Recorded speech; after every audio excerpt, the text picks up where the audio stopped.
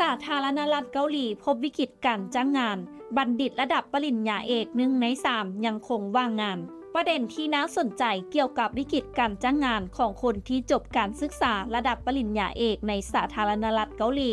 ซึ่งอาจสะท้อนถึงสถานการณ์ตลาดแรงงานที่กำลังเผชิญกับความท้าทายครั้งใหญ่รายงานจากสำนักงานสถิติสเกาหลีพบว่าผู้ที่จบการศึกษาระดับปริญญาเอกในปี 2024 มีกว่า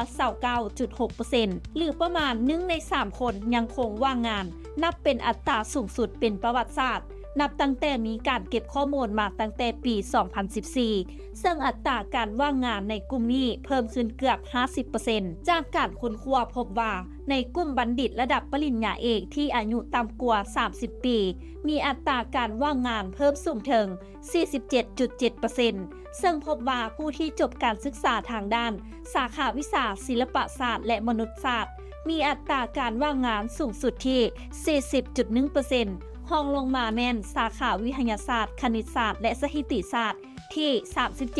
37.7% โดยสำนักข่าวยุทธไดลี่รายงานว่าวิกฤตการจ้างงานในสาธารณรัฐเกาหลี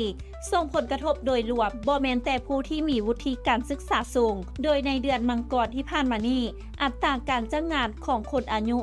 20-59 ปีลดลงเหลือ